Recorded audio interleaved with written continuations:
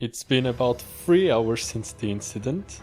We thought we were safe. I mean, Intelligent Systems is a kind of company that doesn't usually do sequels. I mean, we had Face for Awakening, we had the second Fire Emblem, and we kinda got Free Hopes, but that's a beast of its own. It helped complement the story, fill in the blanks, and then years passed, and then we got engaged, and we thought the hype train was over.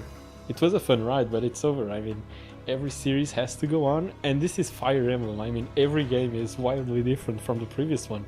I myself, I didn't like Engage, but I was cool with that, because I know I might not like this game, but I will like the next one, because they always do something wildly different. So imagine my surprise as a 500-hour player of Three Houses when they announce Three Houses 2, 4 houses, 5 houses. What's this? What's this, insist? Explain yourself. I mean, I don't get it, but I'm not complaining. I'm seeing people say it's a sequel. I'm seeing people say it's a prequel. It's none of them, guys. It cannot be a sequel.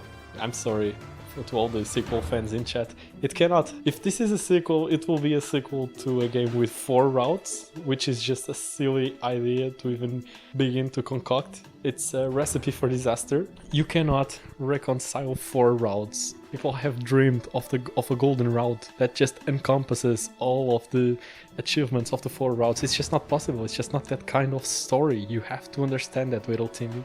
And you also can't just choose a route because, let's say, they pick Crimson Flower. Then what was the point of picking a house? What was the point of fighting with Claude for freedom? What was the point of defending the kingdom with Dimitri? I mean, you're just deciding on the canon route. You're bound to upset millions of people. That's the real size of the Fire Emblem fandom. Millions. Yes, we are single-handedly supporting this Switch, and we need more. Otherwise, we'll never beat those PlayStation 2 sales. They just forgot to count, conveniently. So it's not a sequel. And it also cannot be a prequel of Fodland, at least. Because we know the whole lore. We know from beginning to end how Sothis influenced Fodland. We know how she got here. She's an alien. We know the whole thing with the Nabateans. We know everything from then to now. It cannot be a prequel. It would feel so shoehorned in. They would not do that. Which leads us to the third possibility. This may be a different region. They might be getting ideas from the Pokemon Company, which is doing wild shit. Have you seen what they're doing? I mean, announcing DLC before the game is even out. What the fuck is this? So a different region. I believe this makes a lot of sense because it would explain the different crests. And I'm talking regular crests, not the Funny Blood Powers crests. If you look at the background image of all the character status, they do have crests, like family crests or nation crests or whatever the fuck crests, and they're not our crests. Our crests are present, I've seen them, I'll get to it, but they don't seem to be nations or cities or royal families or anything of that matter, which would point you to Crimson Flower. But then again, we've already discussed, it cannot be a sequel of that, it would be stupid and dumb. A different region would make more sense, because it could be conceivable that her influence extended beyond Fodland. There could be another nation that also worshipped the goddess, just in a different way. It would allow for more creative freedom, regardless of whether it is a sequel or somehow a prequel. Because it could work for a prequel if it's a different region, I believe. And it could also be, wait for it, an alternate universe, which brings us to the fourth possibility. I know it is very overplayed. It's a reason to stop thinking as a writer. It's just the easy way out. However, there is lore for this to actually fit in and for it to not feel shoehorned in. Sothis is an alien. Who's to say she couldn't have also landed on another planet? She landed on the planet that has Fodland, and she landed on another planet, which is just a power-scaled version of the different region. But it could work. Instead of a different nation, it's a whole different planet. Maybe it would actually be easier to avoid plot holes and things just don't really make much sense with the lore that we already know if it really was a different planet. Like the comment split and a portion of it fell on Fodland's planet and another portion landed on another planet. And it could explain the fact that there's similar imagery.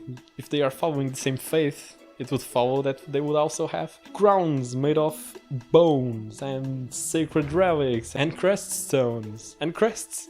Because if you look at that city, it doesn't look like Anbar, which was the first thing that came to my mind. Like the buildings don't, but the rest of the imagery, the colors, the lines on the outfits, the finishing touches, it looks very Three Houses. I mean, from that point onward, I knew it was something related to Three Houses. So that would explain all the differences and yet the similarities. It's just a different region with the same influence. Another thing I noticed is that, I mean, it's kind of hard not to notice, but Sothis is older, question mark. She's a child in Three Houses to visually indicate she is no longer as powerful as she once was. So it follows that her more adult appearance in this new game should mean that she is fully in power now. And what does that all mean? Well, we have this person calling themselves Divine Sovereign with light green hair and pointed ears. Where have I seen that before? And he is promising a wish, a granted wish, to whoever wins this Squid Games, which could very well be a wish granted by the goddess, since visually they are connected. And what was Sothis' power again? That's right, to go back in time. Let's now try to understand how they're trying to structure this.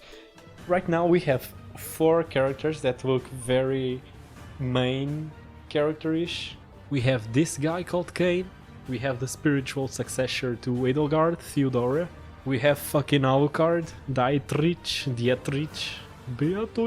very clearly brandishing the crest of Lamine, which is Mercedes and Eurydice's crest. But then again, that whole explanation of different regions, maybe different planets, different lore with same influences could explain that. And we have Leda, or Leda. Now, I think this is also gonna be a Three Houses situation of you being able to choose a path out of 3, not out of 4. I don't think the first guy is actually a choice because we see gameplay of us walking around as him. So I think this is a real as fully fleshed protagonist like we haven't had in so long. I don't think of your accounts. This is a good sign, guys. This is like Three Houses if it was good. Not really. This is like Three Houses if the protagonist was good. Like they then made him in Three Hopes. But in Three Houses it's just a blind state. I don't think that's gonna be a problem here. He has a very clear goal, saving his father, and I'll get into it in a minute. I think these 3 grown-ups are gonna be our choices. I think our protagonist, and us by extension, we're gonna make our protagonist choose which one of these people is actually gonna be the best for them to support in order to achieve the dream of saving his father. And here's the way I think this may play out. This is a Three Houses at least spiritual successor. So there's gonna be a time skip. But pulling the same card twice in a row wouldn't hit the same. So I think at the beginning of the game, you're gonna pick one of the 3. You're gonna go through these heroic games and you're gonna win them. And at the end, you're gonna be granted a wish.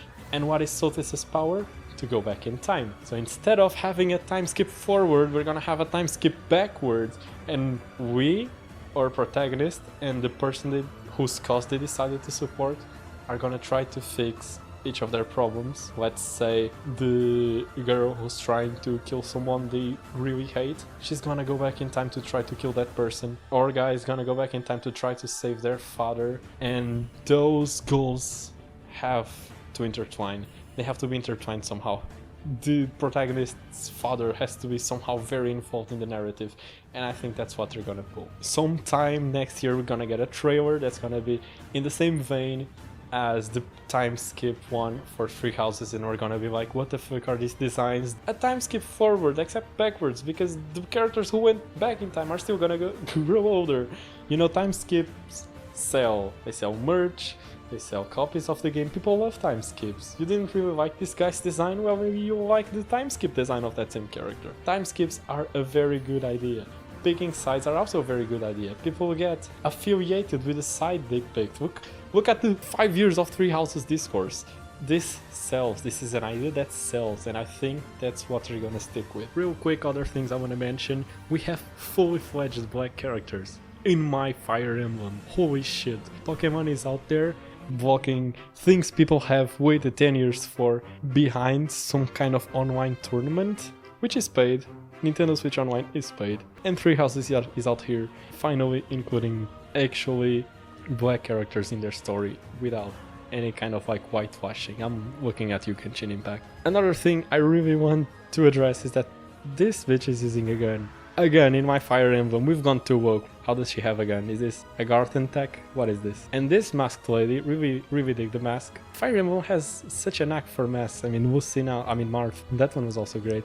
Anyway, she has the crest of Noah, which is Constance, which is interesting. If this is Fodland, does that mean that her house actually managed to flee and make a rebuild their house somewhere else, or is it that in this version her house simply actually thrived and managed to thrive? Good narrative, good text. Yes, amazing monologue.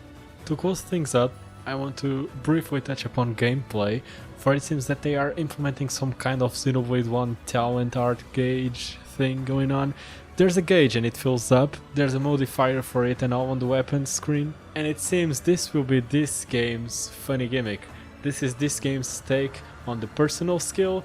It seems that the Edelgard lookalike is gonna be able to use gambits, whilst the lady with the guitar is gonna be able to pull some happy shenanigans and summon monsters and other funny marketable traits, whilst the edgelord here is gonna be able to teleport around, Yuri style. They're really picking up things from the DLC, aren't they?